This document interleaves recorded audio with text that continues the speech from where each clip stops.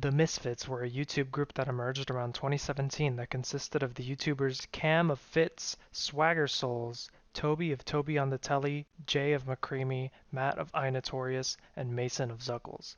They were a group that exploded onto the YouTube scene in 2018 and 2019 and quickly racked up millions of views, millions of fans, and millions of dollars. Yet nowadays, you hardly even hear a whisper of their name, and anyone who says, "You remember the Misfits?" are usually met with the response, "Which one?" The Misfits started out when Fitz and Toby met in private school that operated with a different method of education. That I just had a lot of problems with the school system in general. I just didn't feel like I fit in there. I was never paying attention in class. I was like ditching class sometimes, and didn't have like the greatest social life there. So like a change needed to happen, and we just by chance, by word of mouth, found this kind of like weird niche school, and I went for a day, and it was odd for sure. Yeah, I did that like first day where you go. The New Zealand school encouraged independent thinking and actions, which facilitated Fitz and Toby's creative drives greatly. Now good friends and later in college, Fitz would decide to make a YouTube channel where he would begin uploading funny and odd interactions in PC video games. Toby would follow suit after he saw how much fun Fitz was having. One day, Fitz, when playing on a surf server in CSGO, meets American Swagger Souls, and they hit it off, making a video on Fitz's channel. Even before his own channel, though. Swagger was already streaming on Twitch, but he didn't really have much of a following at all. On the other side of the globe in the American South, Matt had already started his YouTube channel in his youth with benchmarking videos among other shit posts. He would eventually settle on CSGO videos as he was in love with the game at the time. He too would also frequent surf servers and managed to encounter Swagger freestyle rapping on one and records the interaction. Yeah, you smell like hose. Maybe you're a boze and you don't even in the nose. Ooh, Yeah, not bad for him. Yeah. Going fucking ham Yeah. on this track like goddamn. Oh damn. Ooh, absolutely. Gonna be rolling up in the fruitsy tootsie, cause you know I'm gonna be getting the booty every day. Like you know it's just another hootie hoot hoot. Like I'm gonna be the owl in here. Now with a real audience to entertain, Swagger begins to upload regularly alongside Fitz, Toby, and Matt. Fitz, who was posting his videos to Reddit in order to gain traction, had one of his videos in which he trolled an angry surf player blow up.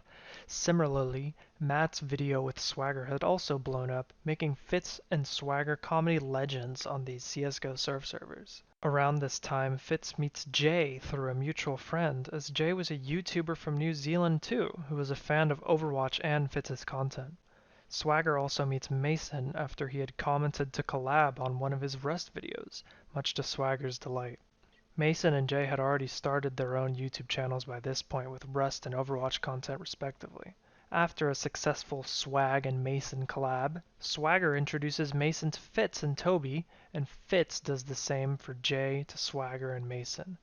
Deciding to record a gaming session together, the group ends up on H1Z1 and results in the first interaction of the Misfits. Swagger introduces the gang to Matt, and the group begins without a hitch, recording funny moments and other bits with even more connections through their new YouTube careers.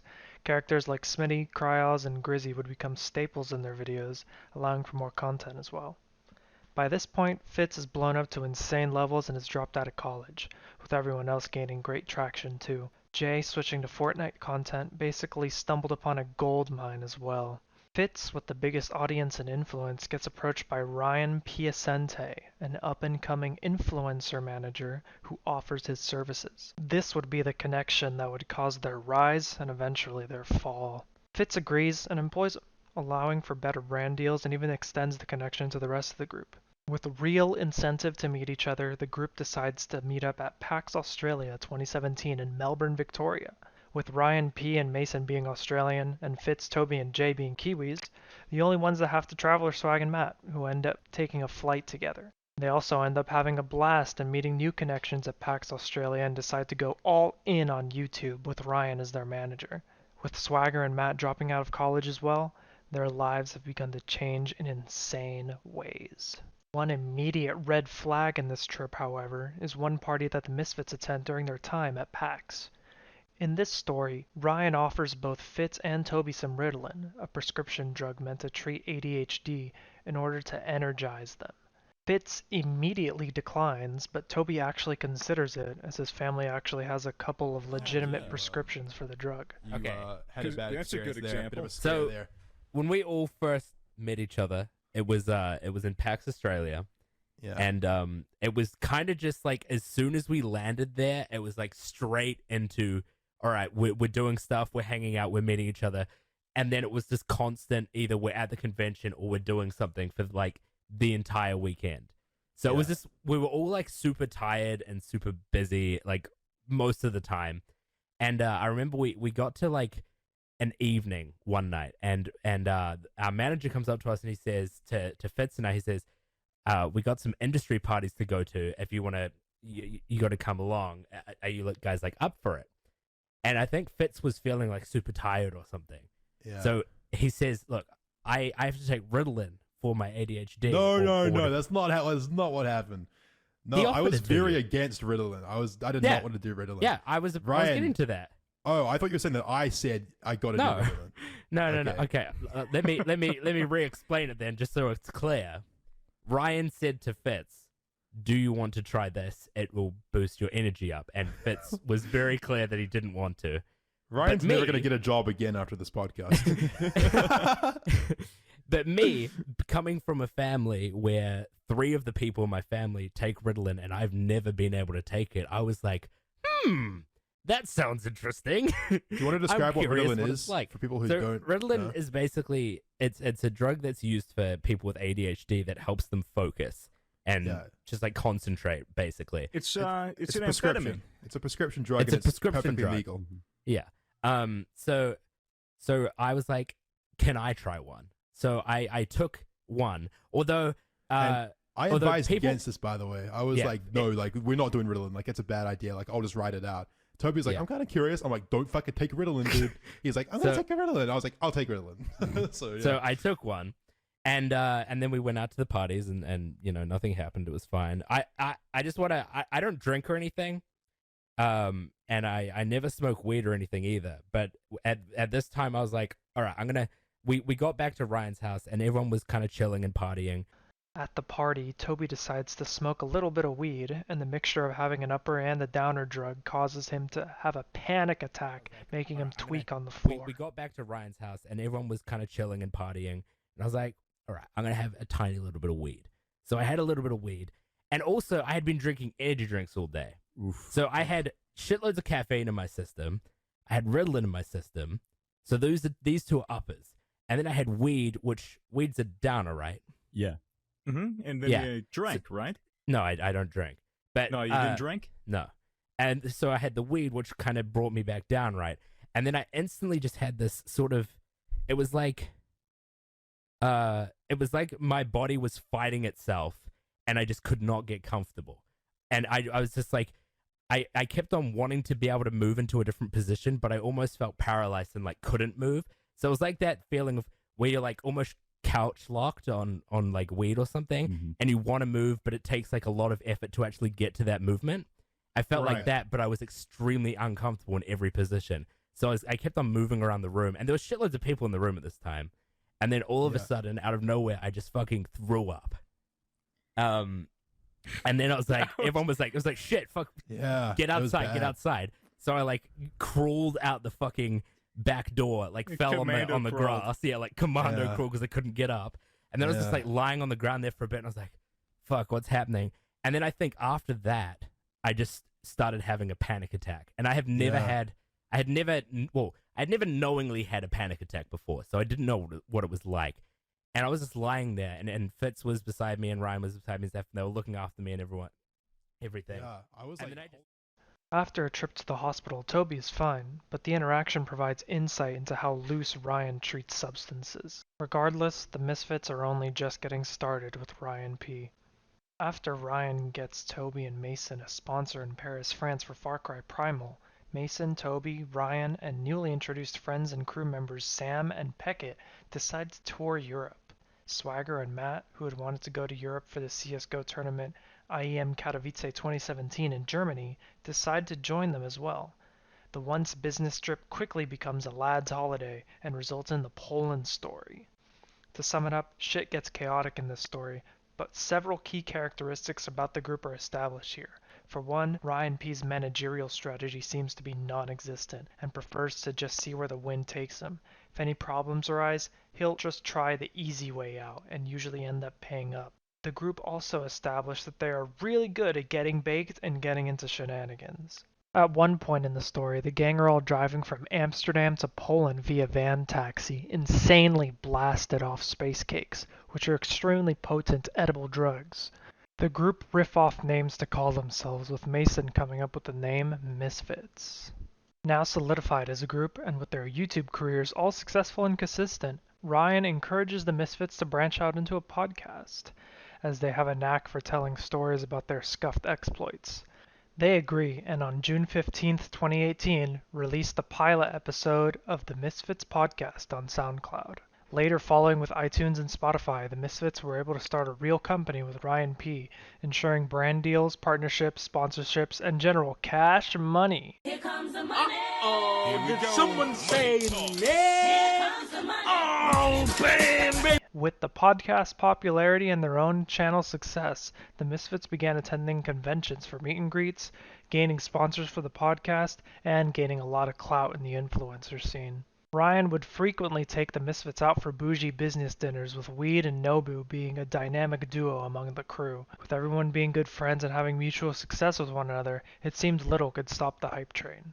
It was around this time that Mason and Jay began to get noticed for their Fortnite gameplay, as the game was in its peak popularity and competitive scene. Team FaZe had contacted the two through Ryan and were in talks to make them professional players for their Fortnite team. Fitz, Ryan, Mason, and Jay then end up getting flown out to LA for more business talks and proceed to immediately indulge in LA's weed scene. Hanging out in the Clout House, FaZe's house of Hollywood degeneracy, Mason and Jay were hazed by FaZe in order to test their chemistry with the rest of the organization. Mason in particular was eating hundreds of milligrams of sativa edibles per day, every day. I don't know what we were thinking, like leaving them there on their own, but Mason, you had a full-on mental breakdown, buddy. Tell us about it. Yeah, I mean, well, fuck. So, like, I was smoking a bit of weed. A little bit of weed, but dude, I don't even know why, like, just too, like, I'm getting anxious talking about it now, but Yeah. it was a lot of pressure, especially going into an environment like that, and being myself who uploads once a month. Like, I was instantly pressured to be doing so much more, and I just couldn't deal with it. Like, I was fucking screaming at walls, you know, it was like something from a movie. I felt like something from Split, dude. Thought I was gonna die, everything was gonna kill me. What but were you screaming at the walls? Help! Please, Wall. And by the way, Please help guys, me. We had 4 nights in a row. We had straight sativa edibles, and that's the first time I've had sativa edibles ever. So that sativa, fucked my shit up. sativa's like the one that makes you energetic, right? Or like, Yeah, Yeah. energetic. Okay. Yeah. It's more headspace. Indica Yeah, makes you really like couch locked, like you go like, roots. like a body high, like sleepy and shit. Yeah. Okay, cool. Anyway, go on. Yeah, like he was just going. It was like visible insanity. He was saying shit that I was like, you would you even say that if you're high? Like, is this just normal to say when you're high? Like he was 100% convinced that I knew how he died and I was keeping information from him. And this wasn't, and this like carried on after he wasn't high too. You thought And it he was- had and infinite that- IQ. This ended up extremely damaging his mental health, and he would end up crashing out in LA with Jay acting near schizophrenic. After this trip, Mason would never be the same, and the Misfits did a sort of intervention on the podcast, as the episode titled Mason's Mind was used to dissect Mason's schizo posts on his Twitter that he was uploading more and more of after his phase trip. Being on the internet and being a content creator, there's definitely some responsibility that comes with that, right? I mean, and I think that your tweet might have been not thought through properly, because the reason that you shouldn't tell people to off themselves on the internet now, Mason, isn't because they're pussies. It's because you have a responsibility not to encourage your fans to kill themselves. Yeah, You know what I mean? but that's the Time thing. passes with some more convention appearances and podcast Q&As, along with great stories like their acid trip and camping, and guest stars on the show like Cryos, Raccoon Eggs, and Smitty, with all their YouTube careers sprawling in all different directions. For one thing, each member began uploading less frequently as they were devoting attention to Misfits, but some members just ignored their channels completely for a bit. After Mason's LA catastrophe, he began uploading way less and completely quit Fortnite as he hated the community of rabid human children, losing a lot of viewers in the process. Matt slows down a lot too as he was editing the podcast with Fitz's direction and got a little burnt out of making CSGO gun parodies. Despite what happened to Mason, 2017 proves to be a pitiful year for Misfits, and things only seem to be getting crazier from here. After an appearance at PAX Australia 2018, the Americans find a liking for Melbourne and decide to extend their stay in the city. Interacting with Mason, Jay, Ryan, and crew much more, the Misfits begin talks to possibly obtain a lease on a house so the group can facilitate content together and launch IRL ideas. After Ryan takes Fitz on a surprise trip to Bali, the crew gets to work on visas for the Americans, looking for houses to rent, and sorting the reveal of their IRL channel, the Misfits. The group released their house reveal as the first upload on their new IRL channel to massive success and start attempting to film video for their podcast. They release a video podcast in which Swagger, Fitz, and Matt are high off edibles and chat shit with the rest of the Misfits. Now solidified as a proper YouTube group with the IRL channel, their podcast, and in-person communication with the house, the Misfits have made their mark on the YouTube map. Misfits gets even more notoriety, getting invited to Mr. Beast events, who is just starting his rise as the king of YouTube. The Misfits crew all begins to get much more friendlier and establishing more of the company, even hiring some interns as the podcast success keeps growing. They eventually succeed in video podcast recordings and launch their podcast channel. They also launch merch for the first time, which gains immense success and allows for Sam to start a graphic design company, 88 Castles, and Ryan to start a merch company, Revolt, alongside a management company, Misfits Management. With some initial success after the merch drop, Mason tells Ryan that he's bored and wants to go somewhere. Ryan, who spontaneously orders flights for people as a way to mess with them, decides to organize a vacation in Fiji, which all the Misfits agree, except Jay. In Fiji, the Misfits attend a lavish resort, getting spa treatments, massages, fancy dinners, and overall bougie activities.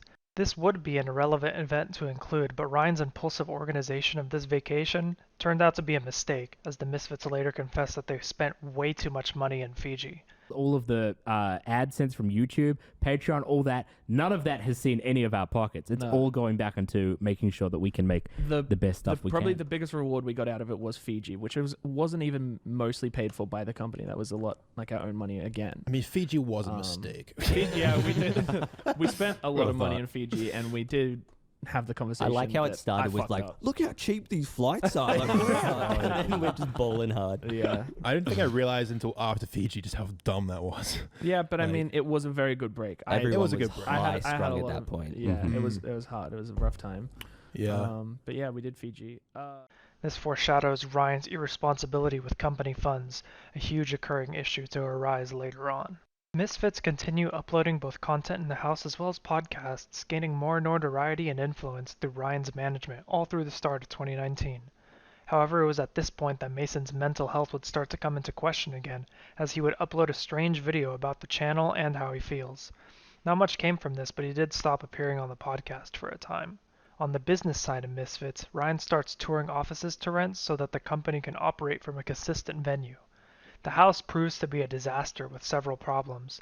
The internet was never connected, their water heater broke, and their thermostat turned up busted. Mason goes back to Geelong during this time as well. Ryan ends up securing a 1-year lease for an office space and the company settles in. Part of the office is transformed into a podcast set, and employees as well as the Misfits work on content, management, graphic design, and interning. One huge detail present in this time is that Toby decided to come out as trans, and had a podcast going into her identity. The coming out was widely accepted and praised by Misfits fans and supported by the Misfits themselves. 2 episodes later, Misfits would invite their own managers Ryan and Sam onto the podcast.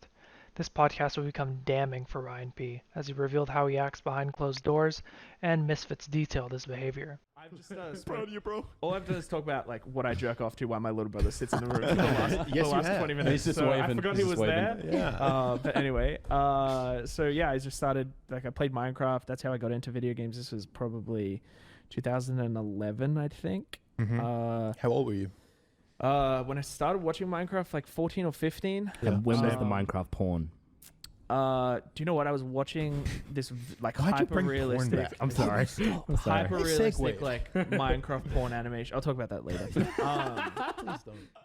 This podcast is a trove of information to how Ryan acts, where he proudly proclaims he is an operational sociopath, expresses his love for porn and cam girls, and establishes his beliefs surrounding wealth and money. So I reached out to Fitz, and then we started working together on and off for the next sort of 2 or 3 months, and then the boys were all coming to PAX, and I was like, okay, I'm going to put on a big show.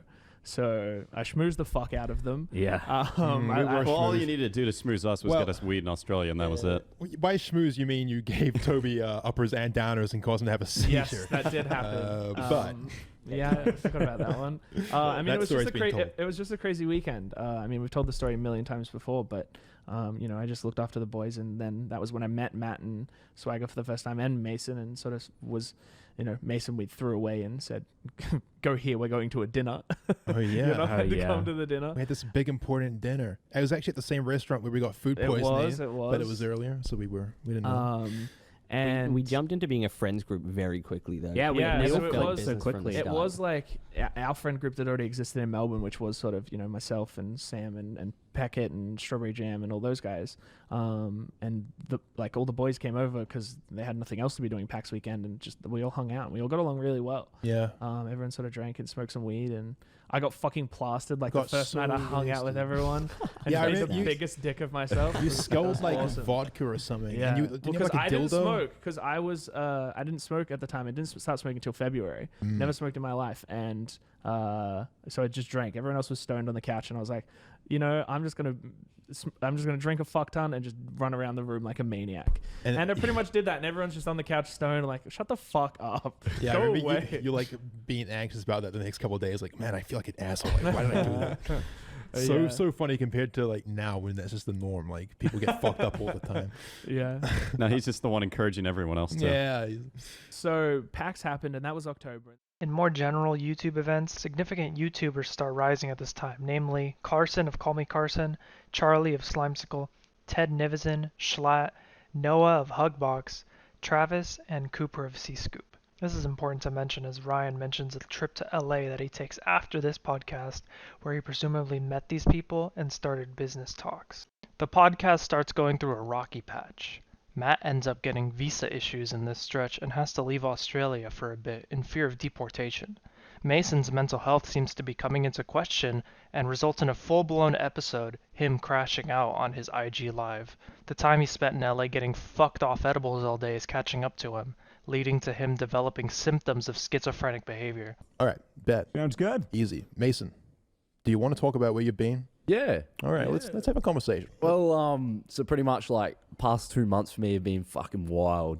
Yeah. And I've just been they fucking put me in like a psychiatric hospital, and fucking it was just like a crazy experience of just like people, like different kinds of people that were different kinds of crazy like me and shit.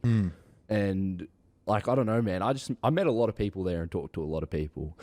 And it was just something that was really wild and something that's like, Yeah, I've stuck with me till now. It's quite an experience, for sure. I mean, I'm going to ask a couple questions here just to provide the audience with context, but we don't have to talk about it for very long if you don't want to. Yeah, so, yeah, you yeah.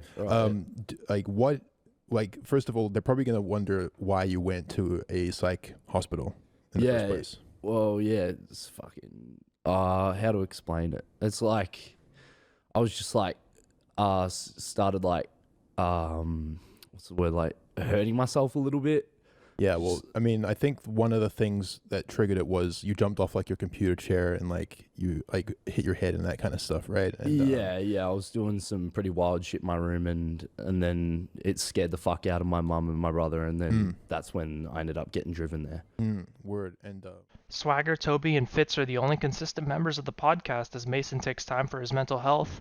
Jay is focused on his channel as well as getting into a relationship, and Matt is having visa issues. They release more banter podcasts, but begin planning appearances at TwitchCon in San Diego and PAX Australia in Melbourne. At TwitchCon, Misfits secure a big guest star in Pokimane, as Fitz had been collaborating with her in Minecraft, which had been juicing views. The convention had also appeared to be their most lucrative venture yet, as they managed to accidentally host the most popular influencer party that year after inviting too many people to their Airbnb after a business dinner with Goop, soon to be Lunch Club, with Carson and co. In this same podcast story, Fitz and his friend Bucks confessed that they got drugged by one of Ryan's friends, who apparently got the idea from Ryan himself. Bucks and I were approached and By Jordan. asked the daunting Jordan. question, would you guys like to do an edible? And Bucks and me looked at each other. We were like, Yeah. all right. Yeah. Sounds All good. right, sweet. Not that much, though. Yeah. Not that much. Little amount. No, like 25 mg? 25 mg, and we're like, yeah. Whatever. 25. Yeah, it's that's nothing. That's you know, we've been there. That's fine. So they give us these 2 little pills, which at the time I thought was a gummy. And I put it in my mouth and I crunch and like immediately regret it because my mouth is just filled with liquid. It was like a capsule with liquid inside it. And then everyone's like, did you just chew it? I was like, yeah, I thought it was a gummy. It tasted so bad. I just like chugging water, trying to get it down. You didn't make the same mistake. Yeah, I don't even remember. No, you did. But anyway, one way or another, the edible was consumed. And then about 5 minutes later, Ryan just starts laughing and going, you guys fucked up. You guys fucked up. We were like, what are you talking about? And then they go, it was 100 mg. We didn't realize. Fucking No, power so pill. what happened the next day? Jordan revealed that Ryan will always try to like jokingly try to fuck with people. Like he'll give them this stizzy, which is like a weed vape, and say that it's a nicotine vape, you know, just to fuck with them.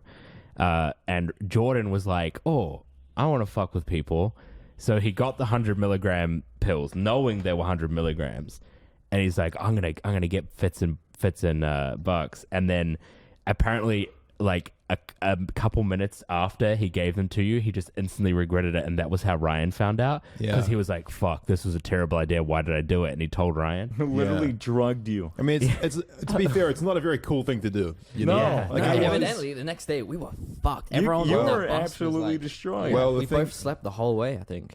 Toby states that Ryan likes to mess with people by giving people who smoke nicotine weed through a device, a stizzy, that looks extremely similar to a nicotine vape, essentially drugging people for fun.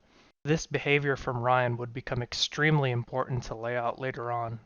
During this TwitchCon and PAX period, the Misfits managed to get a slew of influential guests on the podcast, including Carson, who has blown up significantly by this point. Ryan encourages both Misfits and Lunch Club to camp and record a vlog, as well as a podcast.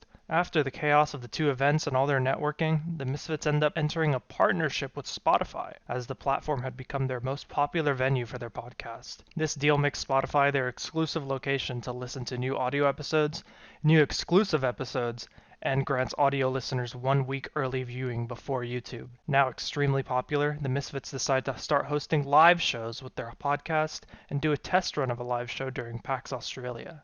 A huge success, the Misfits decide to organize a small North American tour of 2 shows, one in LA and the other in Boston. They also host a public party in Melbourne that ends up as a massive success. However, this would be the only party they'd ever host. After some huge guest stars in Keemstar and Baby No Money and a cheeky MDMA experience, the Misfits start to prepare for their NA tour. However, the US government has other plans and does not approve their performance visas in time for the show. As a result, the Misfits cancel the shows, refund tickets, and sell their tour merch through their website. They still travel to the US anyway with their normal travel visas and record a slew of guest episodes, including porn star Mia Malkova, Pokimane, several Lunch Club members, and Austin Raj of the Lover host. An important detail during this week as well, Carson enters the dating show and ends up winning love with a small streamer at the time, Kate or Caterino. They engage in couple content and seem to actually like each other. Misfits and co. go to a party in LA in which some members of Lunch Club and other streamers were attending. Fitz allegedly slept with Kate at this party, which enraged Carson, who he believed was dating Kate at the time. He posts this on Reddit and sixes fans and stans on both Kate and Fitz. This in turn exposes the fact that Kate was actually a serial cheater and had been leading on at least 4 other men as well as a legitimate boyfriend. Carson earns lots of goodwill from the internet but leaves Fitz hanging out to dry. On their 2020 special, Fitz makes a statement that he apologized in public and private and expresses that no one actually knows the full story of what happened at that party. Before we spark up our various weed items there and get to having a good old time, I think it's probably a good idea just to briefly address the recent drama that I've been involved in. I'm sure that most of you have kind of already seen things come to like some kind of a close. I put out a statement on Twitter earlier in the week, or maybe it was last week by the time this comes out, just apologizing to Carson and everything. And I have been involved in some pretty hectic drama lately, which blew up to, an extent that I didn't really expect, and I don't think that anyone else really expected either. It's pretty fucked. I've apologized for my mistakes. Obviously, I did at the end of the day dog the boys. Although I will say that, I just want to let everyone know that, I have apologized and explained myself to Carson privately behind the scenes, and things have sort of been worked out. And also, I just want to remind everyone that they don't really know the full story, and it's not really anyone's business at the end of the day to know the full story. So the place things are currently at is, look, like I own up to my mistakes and the things that I did, and I've apologized to Carson publicly and in private. And now it sort of seems that it's time to move on from this, because at the end of the day, it's a personal matter. It's a private thing, and it should have never been made public. Yeah, well, not that I don't think anyone can blame Carson for making it public, but he's also put out a statement. A year later, though, Chad or Anything for Views later exposes on Twitter that Carson had actually given Fitz permission to hit on Kate, as he knew that he wasn't really dating her and that they were just talking. Fitz actually confirmed this in a rare instance of him being transparent with the audience, something that he actually hates doing as he believes it fosters drama. Regardless of this drama incident, 2019 till March of 2020 proved to be the Misfits' most successful year by far, successfully pulling off 2 parties, several merch drops, a Spotify deal, lots of guest stars, and several successful IRL videos alongside their own channels still doing well. Nothing seems to be stopping the Misfits train from chugging along. In Wuhan, China, a pathogen is accidentally created and cannot be contained. The COVID-19 virus spreads from Asia to Europe and from Europe to North America and the rest of the world. Australia enters a fierce, harsh, and unforgiving lockdown with strict rules set in place. Victoria, and by extension Melbourne, are placed under the harshest restrictions even in Australia, which cripples the Misfits' ability to make content, as they are now reduced to only recording podcasts via Discord like the early days. With the Misfits' house lease ended and the office lease ending, Ryan decides to mix the two together in order to facilitate better content, and looks into renting some mini mansions in Melbourne for content and work. He eventually does get one, and some crew members as well as Mason and Covey move into the spare rooms. However, even harsher restrictions were put in place over persons per household, which means that Misfits cannot legally use the mansion for podcasts or content. As a result, Misfits have to once again go back to Discord recordings. The podcast begins to harshly deteriorate, with Discord episodes needing to be pumped out once per week according to their Spotify contract, which is proving to be more harmful than beneficial to the team. The restrictions mean that zero content or even banter can be produced, and the Misfits are locked into the most boring situation for any content creator. All podcasts seem to be devoid of life, and are generally some of the most boring episodes ever released, aside from some interesting one-off stories like Fitz and Swagger's experience with shrooms. Not only that, but their audio mixing in this era was awful, as some members speak way louder than others, Fitz being very quiet and Mason being super loud, for example. Fitz also enters a mild depression this year, possibly due to the earlier drama, and steps back from uploading. The first year of the pandemic passes and nothing happens aside from some early vaccination rollouts, but one event does hit Lunch Club, who, managed by Ryan, were dead before they even started their own channel. Why did Lunch Club break up? Dude, that thing was a disaster to begin with. That thing was... I, on that Lunch Club filming trip, said this is not going to last. And guess who was right? Carson, Noah, Travis, and Cooper lived together, right? And then you had some other people... They barely even knew each other. It's not like they were all good friends or anything like that. Well, this is what they did. They did that fundraiser stream. Right, they did this fundraiser stream. They're managed by Misfits management, which is, that was their first mistake. That was a disaster. I don't know how much of the money went to that, but a lot of it did. And then they had no ideas for any videos. Last minute, Misfits management got the Lunch Club a flat in downtown LA to film in, right? And this flat. It was this room with a loft. There's a lot of really weird mannequins with arrows painted on them pointing to their crotches.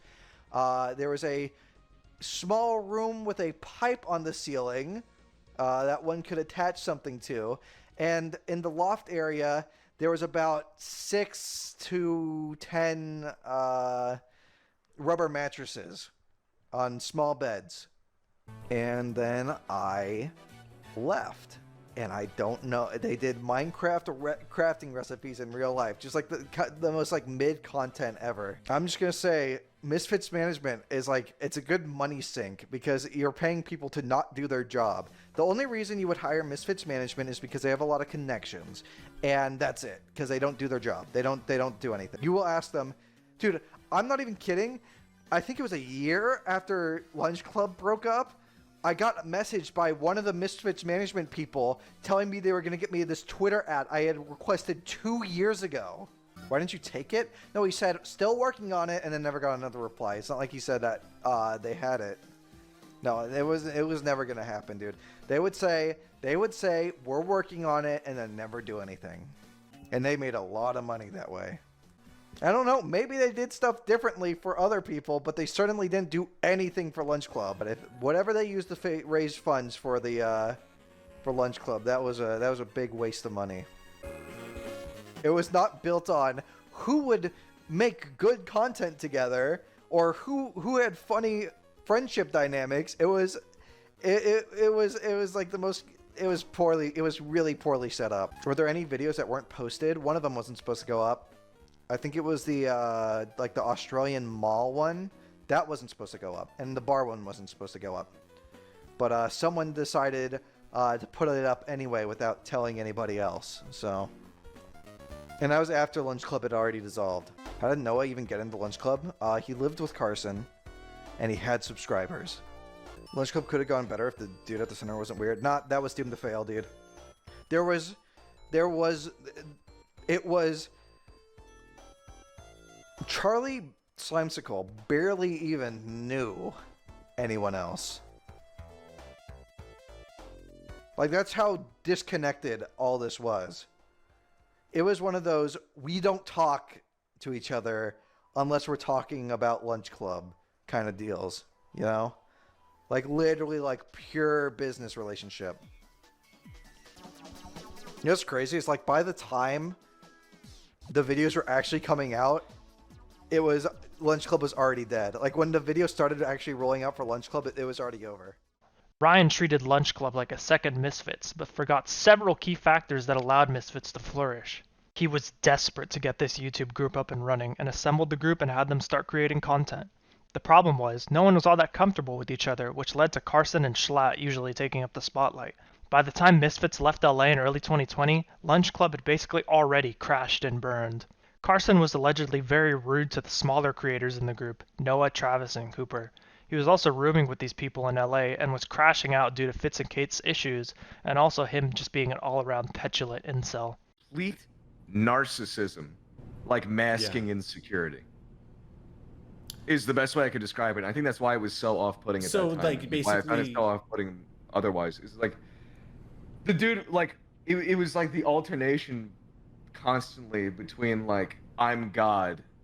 And I'm like, the shy, weird. Yeah. Oh, I can't know how to talk to bitches. I'm the shy weirdo, but like I'm God, and everybody has to listen to me because it's like that kind of thing where it's like, dude, like pick a struggle, right? You either have a crazy fucking God complex, or either be the king or be the serf. Yeah. Like, at PAX East, it wasn't even Carson. Apparently, I found out this after the fact is that Carson didn't even want me to live with him. Really? But Cooper was like, Noah's cool. We need one more person to live with us. So Cooper said to me, he was like, oh, like, would you want to, like, live out in California? And at the time, I was basically like, fucking no shot I'm going to live in California. Like, fuck that. You know what I mean? Like, I was like, I got, like, everything here. You know what I mean? And then my lease ended. And I literally, like, I even told him, I was like, most likely I'm not going to do that. And then, so you know what I mean? Tell me, how did the living situation change between the two of you? It was, we moved in, and I would basically say that from the very beginning, I immediately was like, yo, like, Cooper and Travis are fucking sick. Like, I really don't think that we had, between the three of us anyway, any problems. Like when we moved, like it was fucking awesome. Yeah. This is the best way I can put it. Like we were doing shit together all the time. It was fucking cool. And he kind of like hid away and like didn't really talk to us a lot. And I'm gonna be honest. I know that I think I might have said this somewhere else publicly. It was probably like week 2 of living there. This is like before we even had like proper furniture and everything. That I was like, this dude's weird. Yeah. Like beyond just weird, I was like, I'm Jagger, getting a it's bad kissy. vibe. Yeah. You know what I mean? Where I was like, and like the thing is too, like, I don't mean to get like too personal, but this is something I get really fired up about. So like, it's worth me talking about. And I'm not speaking for Travis here, but I'm sure that he probably doesn't care about me talking about this. Carson was such a fucking asshole to Travis from the get-go, and like it was very obviously like an insecurity thing to me because Travis is like on his own, like completely 100,000% fucking hilarious, literally all hours of the day. He does not even have to try. Like that's just his personality. You know what I mean? Yeah. And so like Carson would like put him down like a lot. And it was like I'm an older brother. Like I have a younger sister, and like that like hits something in me. You know what I mean? Like Jagger, excuse when I me. see like somebody who doesn't deserve it at all getting shit on, like that really fucking pisses me off. How the fuck And, is like, Call Me Carson shitting on anybody? I dog? know. You And like the built thing like is the like I Pillsbury hate to be that Doughboy. guy, but like I would just pull him aside and basically be like, "You are an absolute shithead." Like not in like a mean way, but I was what like, would he "Why are do? you Like, saying what this would to he this do? guy?" Like, what would he say? Can you give an example? Like you he remember? like for example like literally like minor shit. Like Travis would like fucking forget his keys and he would like go off on him for like fucking 4 minutes. Forever, just forever. You know what I mean? Like just like saying like, oh, he's not responsible. He's different things. Meanwhile, Carson literally can't operate a dishwasher. But like he'd be going off. That is not a joke. You know what I mean? Like where the and fuck so did he like grow that up? like honestly like increased the bond that I had with Cooper and Travis right away because like we all like immediately got to bond over we are living with a fucking weirdo. You know what I mean? Yeah, yeah. And like it's not like we were like being judgmental, which is what like oddly everybody like comes at me for. Like whenever I talk, they're like, "Oh, you're just being judgmental. You didn't fucking live with the guy." Yeah. That's not how any normal person lives. I get what you mean. You know what I mean? You don't know someone until you're fucking living. As a result, through 2020, he would sext and engage in conversations with young underage fans of his, as his fame would win over these impressionable fans and let him have easy sexual release, as rizzing up real women is a task far too challenging for him. Carson eventually feels guilty for sexting all those fans and comes clean to Lunch Club, which is basically already over anyway. They just have a few more videos to release and a couple more merch drops. Ryan immediately starts doing damage control and organizes a Discord server of YouTubers to help Carson through this, but the story leaks to Keemstar of all people, most likely through someone in that same Discord server who hated what Carson was doing. Keem reaches out to Lunch Club, but the only ones willing to come on to Drama Alert to confirm the story are Noah and Travis. Travis doesn't say a word, but comes on to support Noah, who confirms most of the allegations, and becomes the scapegoat and guy behind exposing Carson. Ryan reaches out to Noah, who becomes very passionate about holding Carson accountable for his alleged pedophilia. He offers money for his silence, which he declines. As a result, taxes from the Lunch Club operation hit Noah and he leaves the internet, disgusted with how the content creator scene and how greedy and disingenuous people are. A lot of people like to discredit Noah by saying he's a clout chaser, embellisher, and overall asshole. And while I do think he is an asshole, nothing he really says is out of the ordinary for someone who looks and acts like how Carson did. Schlatt similarly alleges extremely similar behavior of him in his own video, but he just doesn't put it as bluntly. Some conversations with some of Carson's closest friends, including his former roommates. And in my discussions with them, I heard some things that suggested that Carson wasn't improving in the areas that he should have been. And he was showing signs of continuing some of his inappropriate behavior. And apparently this was happening while I was spending all this time trying to help him. And while he was saying that he was working on himself and that he was changing and that he hates the person he used to be. These conversations were really the ones that got me second guessing how genuine Carson had been to me and to others throughout this whole thing. I remember me and Connor were in Austin at the time. And over a long-ass dinner, we just kind of put all the pieces together that we often ignored because of how close we were to him and because of how well he had always treated us. You know, there were always stories I'd hear from his roommates about how he treated them and how he generally just acted that I glossed over, and I shouldn't have. Also, seeing the DMs he exchanged with some of the girls that have come forward absolutely fucking disgusted me. Up until yesterday, I thought that all these encounters Carson had were very much, spur of the moment mistakes that he regretted instantly. And that was very much the story that everybody was told. Schlatt also lies in his own video, and he says he was close friends with Carson, when we know by Josh's testimony that they weren't close friends at all, but just business partners. So I do think that Noah's testimony is valid here. Anyway, as a result of Carson being a dick and also an extreme brand risk, Lunch Club hangs Carson out to dry and ends. Ted, Charlie, and Schlatt used the Lunch Club as sinking ship as a launch pad to further their own careers, while Noah leaves the content creation scene. Travis and Cooper still upload, but are much more low-key nowadays. Carson completely falls off, and to this day only gets a small fraction of views and live viewers he used to. Pedo allegations still follow him to this day as well. This incident shows Ryan's character when it comes to degenerate activity being exposed, as he is only looking to save the business, not people affected. This can be seen in his attempted payoff for Noah's silence, and how he organized several YouTubers to damage control for Carson. Of course, when the situation was no longer salvageable, he leaves Carson with his dick in his hand as his reputation takes a dolphin dive downwards. Back to Misfits, the podcasts keep deteriorating under the Spotify contract, which they actually renew again since they don't have many IRL videos or much merch to sell. They release some IRL videos, but they have clearly begun their fall off at this point in 2021. The company itself is basically only being held afloat by Revolt, which has had huge success throughout the pandemic by organizing merch for other YouTubers such as Anthony Padilla, Valkyrie, and even Mr. Beast. Due to Revolt's and Misfits management success, Ryan begins to feel like a god. With millions coming in, he spends more and more than he can afford and starts siphoning money from the merch business to fund his indulgent lifestyle. He also begins acting more and more degenerate, asking people for nudes, paying people for sexual favors, and straight up committing sexual assault and harassment. He would get the clothing factories to change negotiated prices to scam his clients out of more money, make shady minimum guarantee deals with talent to keep growing, and yet the logistics of the company were still complete trash. Customers would complain and complain about their merch arriving late, never getting it at all, having it arrive broken, you name it. By mid-2022, Ryan has basically obliterated the financials and reputation of both Misfits and Revolt, unknown to the Misfits and the crew themselves. The Spotify contract ends in January of 2022, and the Misfits take a break from uploading podcasts, as they knew that the podcast had deteriorated in quality so much in the last 2 years. Yeah, it's more like it. It's more like it. We don't hate each other.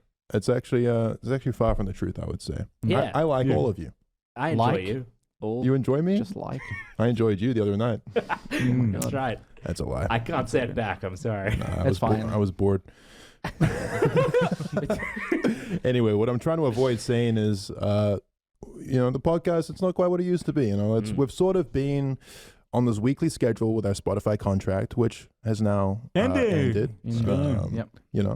Much thanks to Spotify. Much love to Spotify for supporting us the past 2 years. But, once the contract ended, once we'd fulfilled all the episodes we had to do, we thought, all right, let's take a few weeks off. Let's think about what we want the Misfits and the podcast to be going forward. And then let's talk about it in an episode like this. So that's what we're going to do.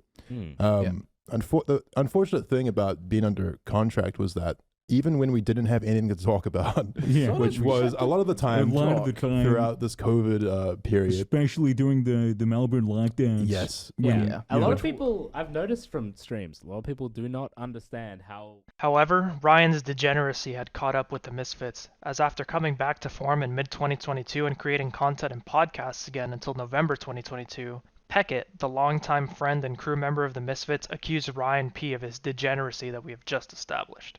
None of this did anything at first, and internally, this was just viewed as a crazy ex trying to get back at Ryan, as he is bisexual and dated Peckett at one point. A few days before the statements, Misfits begin to start shutting down all business, starting with getting rid of merch that they didn't sell at a massive 40% off sale, something which no influencer would be caught dead doing unless they weren't going to make some last-minute money before closing up shop.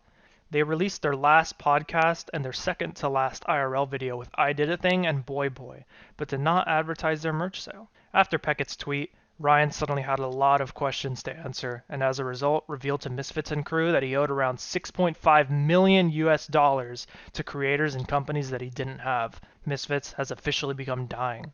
After one last video in February of 2023, the Misfits went silent. No new uploads, no new podcasts, no new tweets, not a word of them quietly shutting everything down.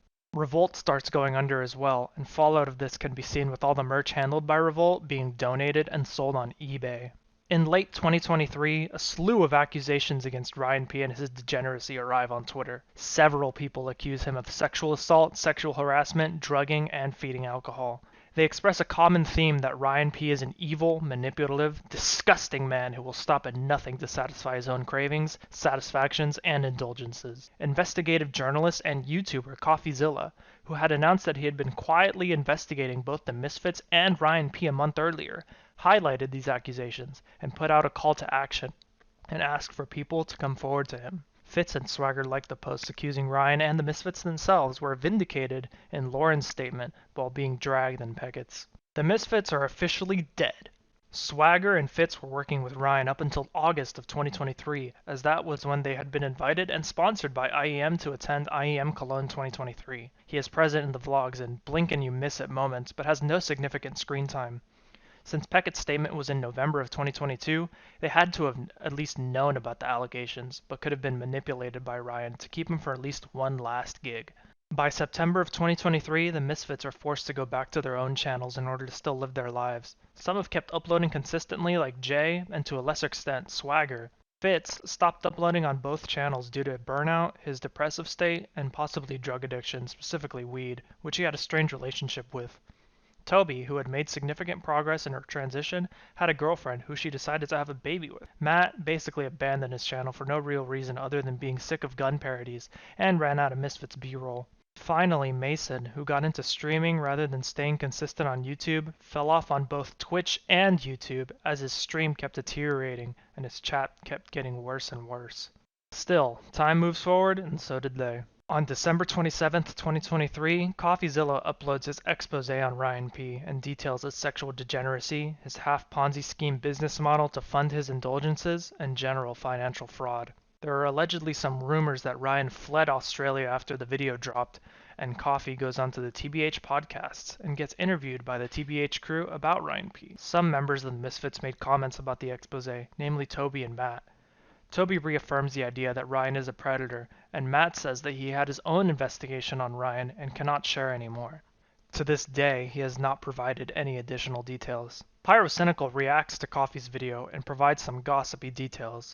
Keep in mind as well, like all of Misfits, they're I don't think it's even like I think I can openly say this because this video's dropped, but they're all done with him. They want nothing to do with him. I remember Swagger telling me like word for word that he wants Ryan P dead. I'm gonna follow that up by saying in a video game. But yeah, they fucked them all over a lot. There was a lot that went on there that I'm very sure this video will not go into. That isn't, yeah, it's just... The TBH interview, though, is extensive. To summarize, Coffee thinks that Ryan is flat broke and that any influencer affected should attempt to find him and sue. Yet he also says that most influencers affected by Ryan would rather let him go than take the risk of losing a potential lawsuit. The TBH cast, namely Colossal and Dolan, share some experiences with Ryan P, such as his lavish business dinners, how Ryan had a sweets shop in his own house, and how he would spend ridiculous amounts of money on things. He also states that the Misfits and all their related companies haven't declared bankruptcy, and that something might not eventually come for both Misfits and Ryan P legally, as he does not know if the Misfits would even press charges or if Australian authorities would even get involved. At the same time, he affirms that Ryan isn't riding off into the sunset, and that he is most likely going to be hiding for a long time. By 2024, all the Misfits are uploading regularly on their individual channels. Fitz has started streaming again and uploading regularly on both of his channels, as well as starting a third VOD channel. He made a small statement on a deleted stream where he says that he still talks to all Misfits members, some daily, and that he has not seen that one motherfucker in a very long time. Swagger Souls in particular, I see IRL all the time. Chat to Jay all the goddamn time, Toby, you know. Saw Mason last week. Just private life shit, you know.